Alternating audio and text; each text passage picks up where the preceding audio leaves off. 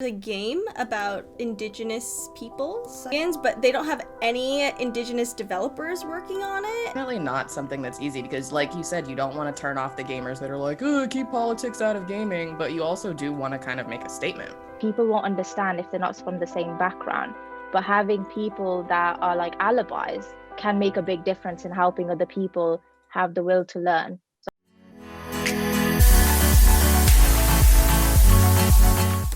Just how about disability is representing in gaming and media, and kind of the complexities on people wanting the story to be represented by the actual lived experience instead of some inspirational version of a story that talks about empowerment without actually talking about the systems of oppression and the systems that go into it. So I guess the question really could just be a kind of, when we're representing stories in media, how important is it to talk about the actual oppression and systems that are in place too?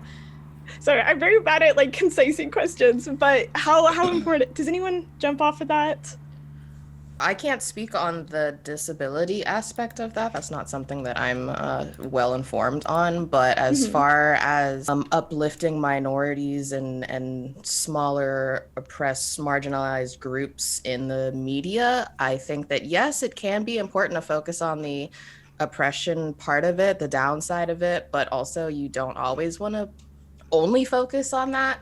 There's some new show coming out. I think it's called like Them or something. And it's about Black people back in like the 60s or the 50s moving into an all white neighborhood. And the whole show's premise is just like, oh, racism, scary. Like, yeah, we get it. Like, yes, like racism is bad. Good job. Like that happened. Like make new content, you know, like everything that is like representative of Black people or Black history doesn't necessarily always need to be racism and slavery and so it's like yes and no. I agree with actually what Kitty said. It's like very like out there, but I think from my experience of working in student politics, one thing was whenever I had a chance to stand in front of social media and speak up on topics of like such as oppression from my background, I think what actually made a difference was actually having someone else from a different background speak about issues that are not from their background but other people. Because if people will understand like how is this person actually understanding the issues, if they've taken their time, I need to put my time in to understand them. And that's the little things that make a difference for other people to learn. Because sometimes I can go and I can talk about racism, I can talk about problems with religions and all of this, but people won't understand if they're not from the same background. But having people that are like alibis that can stand up for you and understand your issues can make a big difference in helping other people have the will to learn. So I think that makes a huge difference in teaching other people.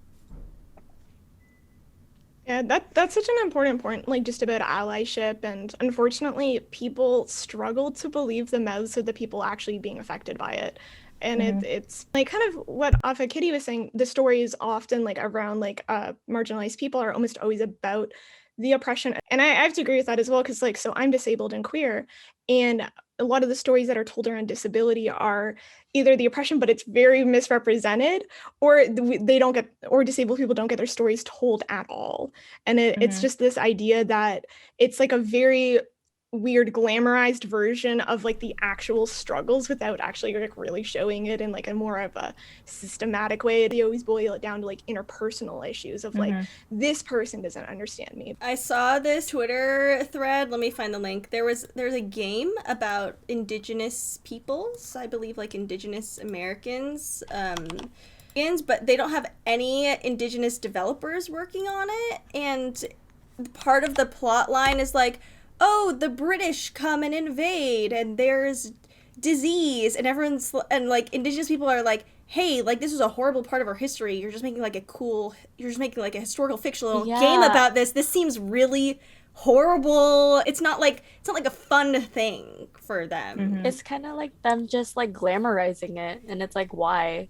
Yeah, it's kind of like, and I'm also like, if there's no one on the team who's like native, then like kind of why did they make this game? And it's like, I think you can do it. Like Ghost of Tsushima, apparently, you know, it was like all like Western developers, or like Coco, I think the director was like a white person who, you know, didn't come from Mexico or anything. Like you can do some things right, but I'm kind of like, why don't you just like let the people who have experience about it just kind of make it themselves? I don't know. I think that leads to a quite important part where gap between people having opportunities in certain industries to work there. So as we might have a problem with certain people from different backgrounds or certain genders and certain people with like disabilities getting into those jobs to even represent their ideas, it's quite hard for them to get those jobs. So then there's automatically a gap there. So the people are like, we want to make this thing. We don't have anyone here that can represent and inform us about this. So we're just going to go with it and hopefully people will like it. And it's a bit like, no, you need to help people come onto, the same platform. Like you can make jobs that will be more attractive to them, that will show them that you will help them close the skill gap and make it available for them to join in. Because it is true, people from certain backgrounds will struggle a lot more than certain people, but it's refusing to understand that how we can bring them to the same platform, not above, just the same platform so they can have the same opportunities. I think that's what I learned from like working in HE, because I worked a lot on the BME attainment gap with students not achieving the same grades from students from different backgrounds. So I'm just relaying that information with the gaming industry. I'm like, it's the same problem, but in different ways. I was gonna say, I think it's a bit of a weird catch-22 where it's like you don't want people writing it who are like not from that background, but also then you end up with more and more games that are from like traditional like Vikings or like white people background, ableist, I believe, background and stuff like that versus like minorities. But then you have people write it, and if they don't do enough like research or stuff like that, it ends up like a terrible representation. I feel like there is a space for people to try to write about others or try to create for others' experience, but like you have to take the time to be able to research and go into it and try to let them tell their voice through you. Because like if I would rather have Coco come out than not exist at all, or have to wait until a Mexican director got up there, because there's not a lot of them. And I think the important part would be inspiring developers to start making their own games and to represent their own perspectives or reflections. Because I wrote Adiona, or I built Adiona around the concept of me being mixed race and how I feel like I'm never in a position. I'm always shifting colors and always not fully a part of one tribe or another tribe. I'm always mixed between different like cultures, I guess. And I, in order to get like that message across, I feel like you really have to structure it really precisely. Otherwise, as Fizzy was saying, you end up with like cliches, or you end up with like, oh, like this is so edgy. This is my dramatic moment of like this disability. And it's like, don't write it like that. It's terrible.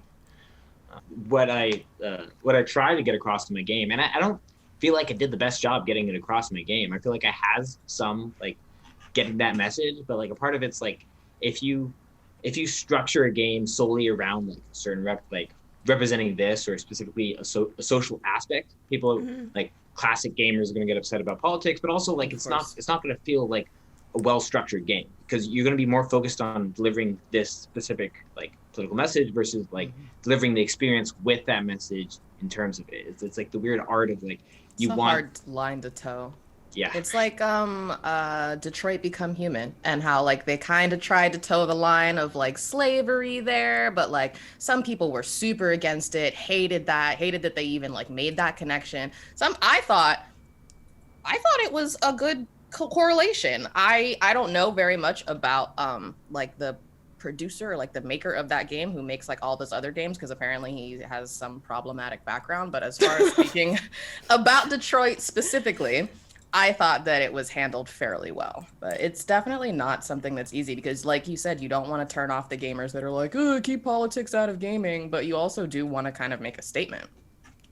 Interesting of you to say, Kitty, because I remember like some of the discourse around it, and you know, as a gamer, I really enjoyed playing Detroit Become Human, but I actually just took it straight up as like, this is about robots, and I didn't even consider it was an allegory, possibly. I was like, wow, robots, that's cool. And then I started like reading more discourse about it, and I was like, I don't know what to think, and I feel like I'm not really the judge on if it was good or bad, because it's nice to hear like different perspectives on if it if it did a decent job or a good enough job for where we're at right now. And it's hard to get it. It's hard to get it even half okay half the time. Girl Crush is a women-focused podcast that's open to content creators of any gender. It streams Fridays at 4 p.m. Pacific Time on twitch.tv/Kaisa and twitch.tv/Fizziberry. If there's a content creator you'd like to see on the show, send us a message. See you next time!